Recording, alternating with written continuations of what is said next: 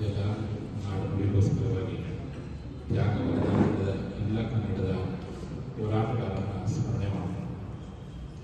ಕನ್ನಡದ ಹೋರಾಟಗಾರರಿರ್ತಕ್ಕಂಥ ನಮ್ಮ ಬೆಳಗಾವಿ ಮಹಾನಗರದಲ್ಲಿ ಇಂದು ನಮ್ಮ ಮೇಘಮಿತ್ರಿ ಕನ್ನಡ ಸಾಹಿತ್ಯ ಸಂಘಟನೆಯ ಆಶ್ರಯದಲ್ಲಿ ಬೆಳಗಾವಿಯ ಕನ್ನಡ ಭವನದಲ್ಲಿ ಏರ್ಪಟ್ಟಿರ್ತಕ್ಕಂಥ ಬಹಳ ಅದ್ಭುತವಾಗಿರ್ತಕ್ಕಂಥ ಈ ಸಾಹಿತ್ಯ ಸಂಭ್ರಮದ ವೇದಿಕೆಯನ್ನು ಅಲಂಕರಿಸಿ ಎಲ್ಲರೂ ಉದ್ದೇಶಿಸಿ ಮಾತನಾಡ್ತಕ್ಕಂಥ ಎಲ್ಲ ಕನ್ನಡದ ವಿದ್ಯಾರ್ಥಿಗಳಿಗೂ ಈ ಒಂದು ಸಭೆಯಲ್ಲಿ ಭಾಗವಹಿಸಿ ಎಲ್ಲರ ಮಾತುಗಳನ್ನು ಪ್ರೀತಿಯಿಂದ ಆಲಿಸಿರ್ತಕ್ಕಂಥ ಎಲ್ಲ ಕನ್ನಡದ ಮನಸ್ಸುಗಳು ಇಂಥ ಒಂದು ಕನ್ನಡವನ್ನು ಕಟ್ಟುವಂಥ ಕೆಲಸವನ್ನು ಮಾಡ್ತಿರ್ತಕ್ಕಂಥ ನಮ್ಮ ಬಾಗಲಕೋಟೆ ಜಿಲ್ಲೆಯ ಯುವ ಚಿಂತಕ ನಮ್ಮ ರಮೇಶ್ ಕಮತ್ರಿ, ಉತ್ತರ ಕರ್ನಾಟಕದ ಉದ್ಯೋಗ ಸಾಹಿತ್ಯ ಇರತಕ್ಕಂಥ ಡಾಕ್ಟರ್ ಪ್ರಕಾಶ್ ಅವರಿಗೂ ಅವರೆಲ್ಲ ಸ್ನೇಹಿತರು ಎಲ್ಲರಿಗೂ ಶರಣಾರ್ಥಿ.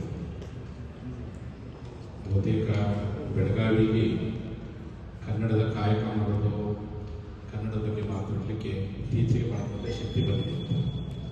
ಒಂದು ಕಾಲಕ್ಕೆ ಕನ್ನಡ ಮಾತಾಡಿದ್ರೆ ಏನೇನು ಅಂತ ಭಯದ ವಾತಾವರಣ ಇತ್ತು. ಇದು ನಿರ್ಭಯದ ವಾತಾವರಣ ನಿರ್ಮಾಣವಾಗಿದೆ. ಅದಕ್ಕೆ ಮೂಲ ಕಾರಣ ಅಂದರೆ ನಮ್ಮ ಖಾಲಿ ಮುಚ್ಚುಗಳ ರೀತಿಯಲ್ಲಿ ಒಂದು ಬುದ್ಧಿಜೀವಿಗಳು ಸಾಹಿತ್ಯದ ಚಿಂತಲಾಗಲಿ, ಎರಡನೇದು ಕನ್ನಡ ಸಂಘಟನೆ ಮಾಡ್ತಕ್ಕಂಥ ಕನ್ನಡದ ಸೇವಕರಾಗಲಿ ದೊಡ್ಡ ಪ್ರಯತ್ನ. ಹಾಗಾಗಿ ಬೆಳಗಾವಿ ಮಹಾನಗರ ಒಂದು ಕಾಲಕ್ಕೆ ಕನ್ನಡಕ್ಕೋಸ್ಕರ ಭಯ ಅನ್ನುವಂಥ ಭಾವನೆ ಇತ್ತು. ಇವತ್ತು ಕನ್ನಡವನ್ನು ಯಾರು ಮಾತಾಡಿದ್ರು ಅವರಿಗೆ ಭಯ ಬಯಸುವಂಥ ಕಾರ್ಯ ಬೆಳಗಾವಿ ಆಗಿದೆ ಅನ್ನೋ ಮಾತನ್ನು ಭಾಳ ಅಭಿಮಾನದಿಂದ ಇಚ್ಛೆಪಡಿಸ್ತಾರೆ. ನಮ್ಮ ಹೇಳ್ತಿಲ್ಲ, ಕನ್ನಡವೇ ಕಾಯಕ, ಕನ್ನಡವೇ ಕೈಲಾಸ. ಹಂಗೆ ಕನ್ನಡದ ಕಾಯಕ ಮಾಡ್ತಾ ಒಬ್ಬ ಮನಸ್ಸು ಇವತ್ತು ರಾಜಧಾನಿಯಲ್ಲಿ ಪ್ರತಿ ತಿಂಗಳಿಗೂ ಈ ರೀತಿ ಇರ್ತಕ್ಕಂಥ ಕನ್ನಡವನ್ನು ಕಟ್ಟುವಂಥ ಕೆಲಸ ಮಾಡಿದ್ರಲ್ಲ, ಬಹಳ ದೊಡ್ಡ ಕೆಲಸ.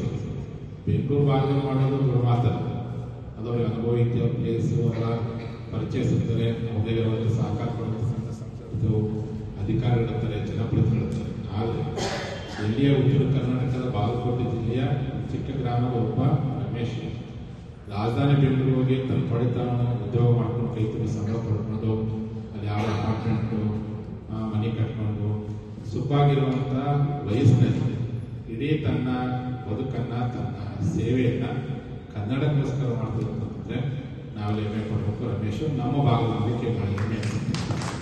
ಒಂದು 2-3 ಕಾರ್ಯಕ್ರಮ ಭಾಗ ಪ್ರತಿ 2 ತಿಂಗಳು ಕಾರ್ಯಕ್ರಮ ಮಾಡ್ತಾರಂತ. ಹೆಂಗೆ ಮಾಡ್ತೀಯಪ್ಪ, ಆರ್ಥಿಕ ಸಹಕಾರ ಹೆಂಗಂತ ಇದಕ್ಕೆ ಕೊಡೋರು ಭಾಳ ಮಾಡೋರು ಕಡಿಮೆ ಆದವ್ರು ಮಾತು ಭಾಳ ಕಷ್ಟ. ನಮ್ಮಂಥ ಮಠಾಧೀಶರು ತಿಂಗಳಿಗೊಮ್ಮೆ ಅಮಾವಾಸ್ಯೆ ಕಾರ್ಯಕ್ರಮ ಮಾಡೋದು ಭಾಳ ಕಷ್ಟ ಇರ್ತದೆ.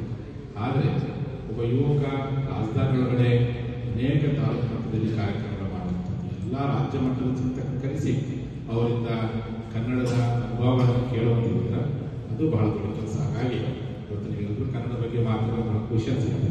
ನಾನು ಅವರ ಬಗ್ಗೆ ಮಾತ್ರ ಭಾಳ ಖುಷಿ ಅನಿಸುತ್ತೆ ಅಂತ ಮಾತಾಡಲಿಕ್ಕೆ ಇಚ್ಛೆಪಡ್ತೀನಿ. ಇದ್ರ ಜೊತೆ ನಮ್ಮ ಪ್ರಕಾಶ್ ಅವರು ಭಾಳ ದೊಡ್ಡ ಏನು ಸಾಹಿತ್ಯ ಹಿನ್ನೆಲೆಯಲ್ಲಿ ಬಂದಿರ್ತಕ್ಕಂಥ ಮನೆತನ, ಒಬ್ಬ ಸಾಮಾನ್ಯ ಒಕ್ಕೂತರು ಮಾಡಿಕೊಂಡು ಬಂದಿರ್ತಕ್ಕಂಥ ನಮ್ಮ ಪ್ರಕಾಶ್ ಇವತ್ತು ಉಪನ್ಯಾಸಕನಾಗಿ ಮುದ್ದೇಬಳದ ಮಹಾವಿದ್ಯಾಲಯದಲ್ಲಿ ಪ್ರಾಧ್ಯಾಪಕ ಕೆಲಸ ಮಾಡ್ತಾ ತನ್ನ ಬಿಡುವಿನ ಸಮಯವನ್ನು ಸಂಪೂರ್ಣವಾಗಿ ಕನ್ನಡಕ್ಕೋಸ್ಕರ ಮೀಸಲಿಟ್ಟಿದ್ದಾರೆ.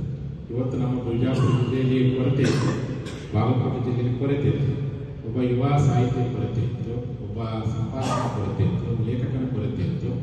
ಇವತ್ತು ಎಲ್ಲರೂ ಹೌದು ಎನ್ನುವಂಥ ಬಸವ ಹೇಳ್ತಾರೆ, ಹಿಂದೆ ಮೆಚ್ಚಿ ಹೌದು ಎನ್ನಬೇಕು ಅಂತ ಬಸವ. ಹಾಗೆ ಇವತ್ತು ಎಲ್ಲ ಕನ್ನಡದ ಮನಸ್ಸುಗಳು ಹೌದು ಎನ್ನುವ ಹಾಗೆ ಇವತ್ತು ಪ್ರಕಾಶ್ ನಾರಾಯಣರು ಅದ್ಭುತವಾಗಿರ್ತಕ್ಕಂಥದ್ದನ್ನು ಇವತ್ತು ನಮ್ಮ ಭಾಗ ಮಾಡಿರ್ತಕ್ಕಂಥದ್ದು ನಮಗೆಲ್ಲ ಅನುಪಡುವಂಥ ಸಂಗತಿ ಅನ್ನುವಂಥ ಮಾತನಾಡಲಿಕ್ಕೆ ಇಚ್ಛೆಪಡ್ತೀನಿ. ಹಾಗಾಗಿ ನಮ್ಮ ಸಿದ್ದು ಒಳ್ಳೊಳ್ಳೆಯವರು ಅವಳೇ ಭಾಳ ಚಲೋ ಮಾತನ್ನು ನಮ್ಮ ಸಲಹೆ ಕೊಟ್ಟಿದ್ದಾರೆ. ನಮ್ಮೆಲ್ಲ ಕನ್ನಡ ಕಾರ್ಯಕ್ರಮಗಳು ಸ್ವಲ್ಪ ಮಟ್ಟಿಗೆ ಕಾಲ, ಮಾನ, ಭಾಷೆ, ದೇಶ ಹಿಂಗೆ ಬದಲಾಗ್ತದೆ. ಹಂಗೆ ನಾವು ಸ್ವಲ್ಪ ಮಾಡ್ಕೊಳ್ಬೇಕು ಅಂತೇಳಿ ಹೇಳಿರ್ತಕ್ಕಂಥ ಎಲ್ಲ ಸಲಹೆಗಳನ್ನು ಒಂದು ರೀತಿ ಹಿಂದೆ ಇರುವಂಥ ನೀತಿ ರೂಪದಲ್ಲಿ ಅದನ್ನು ಅಳವಡಿಸಿಕೊಳ್ಳೋ ಪ್ರಯತ್ನವನ್ನು ಎಲ್ಲರೂ ಸಹ ಮಾಡಿದ್ರೆ ಚೆನ್ನಾಗಿರುತ್ತೆ ಎನ್ನುವಂಥ ಮಾತನ್ನು ಇಚ್ಛೆ ಪಡ್ತೀನಿ. ಮತ್ತು ನಮ್ಮ ಖಾಲಿ ಮಿರ್ಚಿಯವರು ಬಹುತೇಕ ಅವ್ರು ನೋಡಿದ ತಕ್ಷಣ ಒಬ್ಬ ಪೊಲೀಸ್ ಅಧಿಕಾರಿ ಕೂಡ ಏನು ತಿಳ್ಕೊಂಡಿರ್ಬೋದು. ಅವರಲ್ಲಿ ಒಂದು ಕನ್ನಡ ಸಾಹಿತ್ಯ ಸರಸ್ವತಿ ಇದ್ದಾಳೆ. ಇನ್ನು ಅನೇಕರು ಭಾಳ ಜನ ಅನೇಕ ತೆರಿಗೆ ಇಲಾಖೆ ಸುರೇಶ್ ಅವರು ಮಾತ್ರ ಅವರಿಗೆ ಒಬ್ಬ ಮನಸ್ಸುಗಳು ಅನೇಕರು ಆ ಕಾರಣಕ್ಕೋಸ್ಕರನೇ ಸಾಹಿತ್ಯ ಅನ್ನುವಂಥದ್ದು ಅದು ಇಂಥವ್ರ ಮನೇಲಿ ಹುಟ್ಟುತ್ತೆ, ಇಂಥ ಜಾತಿಯಲ್ಲಿ ಹುಟ್ಟುತ್ತೆ ಅಂತಲ್ಲ, ಯಾರಿಗೆ ಇರುತ್ತೆ ಎಲ್ಲವರಲ್ಲಿ ಕನ್ನಡ ಸಾಹಿತ್ಯ ಸಂಸ್ಕೃತಿ ಜನ್ಮ ತಾಳ್ತಾರೆ. ಆ ಮೂಲಕ ಕನ್ನಡ ಬೆಳೆಯುತ್ತೆ ಅನ್ನುವಂಥದ್ದನ್ನು ಯಾರು ಸಹ ಮರಿಬಾರ್ದು ಅಂತ ಮಾತಾಡಲಿಕ್ಕೆ ಇಷ್ಟಪಡ್ತೀನಿ. ಈ ಹಿನ್ನೆಲೆ ಒಳಗೆ ಇವತ್ತು ನಾವೆಲ್ಲರೂ ಕನ್ನಡದ ಸಂಕಲ್ಪ ಮಾಡುವಂಥ ಬಹಳ ಅವಶ್ಯಕತೆ ಇದೆ ಅಂತ. ಇವತ್ತು ನಮ್ಮ ಕನ್ನಡ ಸಾಹಿತ್ಯ ಅನ್ನುವಂಥದ್ದು ಒಂದು ಕಡೆ ನವ್ಯ ಅಥವಾ ಬೇರೆ ಬಂಡಾಯ ಆಗಿರ್ಬೋದು, ಬೇರೆ ಬೇರೆ ರೂಪದಲ್ಲಿ ಬರೀತೀವಿ. ಇವತ್ತು ಆಧುನಿಕ ಸಮಸ್ಯೆಗಳಿಗೆ ಸ್ವಲ್ಪ ಮಟ್ಟಿಗೆ ಪರಿಹಾರವನ್ನು ಕಂಡುಕೊಳ್ಳುವ ಹಾಗೆ, ನಮ್ಮ ಪ್ರಶ್ನೆಗಳಿಗೆ ಉತ್ತರವನ್ನು ಕಂಡುಕೊಳ್ಳುವ ಹಾಗೆ, ನಮ್ಮ ನೊಂದಂಥ ಮನಸ್ಸುಗಳಿಗೆ ಸ್ವಲ್ಪ ಮಟ್ಟಿಗೆ ಸಾಂತ್ವನವನ್ನು ಕೊಡುವ ಹಾಗೆ, ಕತ್ತರಲ್ಲಿ ಬೆಂದು ಬಂದಿರ್ತಕ್ಕಂಥ ಶೋಷಿತರಿಗೆ ಸ್ವಲ್ಪ ಮಟ್ಟಿಗೆ ಬೆಳಕನ್ನು ಕೊಡುವ ಹಾಗೆ ನಮ್ಮ ಸಾಹಿತ್ಯವನ್ನು ಪ್ರಕಟಿಸುವ ಜವಾಬ್ದಾರಿ ನಮ್ಮೆಲ್ಲರ ಮೇಲಿದೆ ಅಂತ. ಇವತ್ತು ಕರ್ನಾಟಕದಲ್ಲಿ ಇಂಥದ್ದು ಕೊರತೆ ಕಾಣ್ತಿದೆ ಅಂತ ಅನ್ಕೊಂಡು ಒಂದು ಕಾಲಕ್ಕೆ ಇತ್ತು. ವೆಂಕಟೇಶ್ವರರಾಗಿರ್ಬೋದು, ಗುರುವಿಂದರಾಗಿರ್ಬೋದು, ಅನೇಕ ಆ ರೀತಿಯಾಗಿ ಸಮಾಜದ ಕೋರೆಗಳನ್ನು ತಿದ್ದುವಂಥದ್ರೊಳಗೆ ತಮ್ಮ ಮೊಣಚಾಗಿರ್ತಕ್ಕಂಥ ಲೇಖನ ಮೂಲಕ ಸಮಾಜವನ್ನು ಬಡಿದೆಬ್ಬಿಸುವ ಕೆಲಸ ಮಾಡ್ತಾ ಇದ್ರು. ಇವತ್ತಿನ ಕಾಲಘಟ್ಟದಲ್ಲಿ ಸಹ ಸಮಾಜದಲ್ಲಿರ್ತಕ್ಕಂಥ ಅನೇಕ ಸಮಸ್ಯೆಗಳಿಗೆ ಪರಿಹಾರವನ್ನು ಎಲ್ಲಿ ಒಂದು ಕಡೆ ಪ್ರಶ್ನೆಯನ್ನು ಕೊಡುತ್ತಿರ್ತಕ್ಕಂಥ ಯುವ ಮನಸ್ಸುಗಳಿಗೆ ಆ ಉತ್ತರವನ್ನು ಕಂಡುಕೊಳ್ಳುವ ಹಾಗೆ ನಮ್ಮ ಸಾಹಿತ್ಯ ಹೊರಬರಬೇಕಾಗಿರ್ತಕ್ಕಂಥದ್ದು ಬಹಳ ಅವಶ್ಯಕತೆ ಇದೆ ಅನ್ನುವಂಥ ಮಾತನ್ನ ಈ ಸಂದರ್ಭದಲ್ಲಿ ಇಚ್ಛೆ ಪಡ್ತೀನಿ. ಆ ನಿಟ್ಟಿನಲ್ಲಿ ಸಹ ನಮ್ಮ ಚಿಂತನ ಲಹರಿ ಸ್ವಲ್ಪ ಮಟ್ಟಿಗೆ ಬದಲಾವಣೆ ಒಳ್ಳೆಯದೇ ಎನ್ನುವಂಥದ್ದು ನಮ್ಮೆಲ್ಲರ ಒಂದು ಅಭಿಪ್ರಾಯವಾಗಿದೆ. ಆ ಹಿನ್ನೆಲೆ ಒಳಗೆ ಇವತ್ತು ಕನ್ನಡಕ್ಕೆ ಜ್ಞಾನಪೀಠ ಪ್ರಶಸ್ತಿ 8 ಮಂದಿ ಬಂದಿದೆ ಅಂತೇಳಿ ಅಷ್ಟೇ ನಾವು ಸಂತೋಷ ಪಡ್ತೀವಿ, ಸಿಕ್ಕಿಲ್ಲ ಅಂತ ಬೇಡ. ನಿಮ್ಮೆಲ್ಲರ ಮೇಲೆ ಜ್ಞಾನದ ಪೀಠ ಇದ್ದೇ ಇದೆ. ಜ್ಞಾನಪೀಠ 8 ಮಂದಿ ಸಿಕ್ಕಿರ್ಬೋದು, 7 ಕೋಟಿ ಕನ್ನಡಿಗರ ಮೇಲೂ ಜ್ಞಾನಪೀಠವನ್ನು ಆ ಕನ್ನಡ ಸಾಹಿತ್ಯ ಸಂಸ್ಕೃತಿ ಹಾಕುತ್ತಿದೆ ಅಂತ. ಆ ಜ್ಞಾನಪೀಠ ಎಲ್ಲರಲ್ಲಿ ಕಳಿಸ್ಕೊಂಡು ಹೇಳ್ತಾರೆ, ಎಲ್ಲ ಶಿರವೆಯನ್ನ ಕಳಿಸ್ತಾರೆ ಅಂತ. ಹಂಗೆ ನಮ್ಮೆಲ್ಲರ ತಲೆ ಮೇಲೆ ಜ್ಞಾನದ ಪೇಟ ಇದೆ. ಆ ಪೇಟ ಸ್ವಲ್ಪ ಮಟ್ಟಿಗೆ ಓಪನ್ ಮಾಡ್ಕೊಂಡು ನೋಡಿದ್ರೆ ಅಲ್ಲಿ ಕನ್ನಡ ಸಾಹಿತ್ಯ ಅಮೃತದ ರಸ ಇದೆ. ಅದು ಸ್ವಲ್ಪ ಹಂಚುವಂಥ ಕೆಲಸವನ್ನು ಯಾರು ಬೇಕಾದ್ರೂ ಮಾಡಲಿಕ್ಕೆ ಸಾಧ್ಯವಿದೆ. ಒಬ್ಬ ಕೃಷಿ ಕಾಯಕ ಮಾಡುವಂಥವ್ರಿಗೂ ಆ ಶಕ್ತಿ ಇದೆ, ಒಬ್ಬ ಕಾಲೇಜಿರ್ತಕ್ಕಂಥ ಕುಲಪತಿಗೂ ಆ ಶಕ್ತಿ ಇದೆ, ಎಲ್ಲರಿಗೂ ಆ ಶಕ್ತಿ ಇದೆ. ಆ ನಿಟ್ಟಿನಲ್ಲಿ 7 ಕೋಟಿ ಕನ್ನಡಿಗರಿಗೆ ಜ್ಞಾನಪೀಠವನ್ನು ಭಗವಂತನ ಕೊಟ್ಟಿದ್ದಾರೆ. ಆ ಜ್ಞಾನಪೀಠದಲ್ಲಿರ್ತಕ್ಕಂಥ ಜ್ಞಾನ ಬುದ್ಧಿಯನ್ನು ಸಾಧ್ಯವಷ್ಟು ಮಟ್ಟಿಗೆ ಹಂಚುವಂಥ ಕೆಲಸವನ್ನು, ಹಂಚಲಿಕ್ಕೆ ಆಗದಿದ್ರು ಅನುಭವಿಸುವಂಥ ಕೆಲಸ ಮಾಡೋಣ. ಅನುಭವಿಸ್ಲಿಕ್ಕೆ ಆಗದೆ ಹೋದ್ರು ಯಾರು ಅನುಭವಿಸ್ತಾರೆ ಯಾರು ಅಂತಲ್ಲ ಅಂತರಿಗೆ ಕೈರಲ್ಲಿ ಸಾಕಾರ ಕೊಡೋ ಕೆಲಸ ಮಾಡಿದ್ರೆ ಅದೇ ಭುವನೇಶ್ವರ ತಾಯಿ ಕೊಡುವಂಥ ಬಹಳ ದೊಡ್ಡ ಗೌರವ ಇರುವಂಥ ಮಾತನ್ನ ಈ ಸಂದರ್ಭ ತಿಳಿಸ್ತಾ ಎಲ್ಲ ಕೆಲಸ ನಾವೆಲ್ಲರೂ ಕೈ ಜೋಡಿಸೋಣ ಮಾತನ್ನ ಈ ಸಂದರ್ಭ ತಿಳಿಸ್ತಾ, ಒಟ್ಟಾರೆ ಈ ವೇದಿಕೆ ಮೇಲೆ ನಮ್ಮ ಲಿಂಗಾಯತ ಕಾಲೇಜಿನ ಪ್ರಾಂಶುಪಾಲರು ಹನ್ನೊಂದು ಆಗಿರ್ಬೋದು, ಅನೇಕ ಹಿರಿಯರು ಕೂತ್ಕೊಂಡಿದ್ರು. ಅವರೆಲ್ಲರ ಮಾತನ್ನು ತಾವೆಲ್ಲ ಕೇಳಿದ್ರಿ. ಜೊತೆಯಲ್ಲಿ ನಮ್ಮ ಕಟ್ಟಿಮನಿಯವರ ಪ್ರತಿಷ್ಠಾನದ ಹಿರಿಯರಾಗಿರ್ತಕ್ಕಂಥ ನಮ್ಮ ಇಮ್ಮಡಿ ಶಿಷ್ಯ ಯಲ್ಲಪ್ಪ ಇಂಡಿಯವರು ಅವರು ಭಾಳ ಚಿಂತಕ. ಯಾಕಂದರೆ ಬಸವರಾಜ ಕಟ್ಟಿಮನಿ ಪ್ರತಿಷ್ಠಾನ ಆಗುವಂಥ ಇದರೊಳಗೆ ನಂದು ಒಂದು ದೊಡ್ಡ ಪ್ರಯತ್ನ. ಅವತ್ತು ವಿಶ್ವಕನ್ನಡ ಸಾಹಿತ್ಯ ಸಮ್ಮೇಳನ ಇಲ್ಲೇ ಇತ್ತು, ಯಡಿಯೂರಪ್ಪ ಬರುವಂಥ ಸಾಧ್ಯತೆ ಇತ್ತು.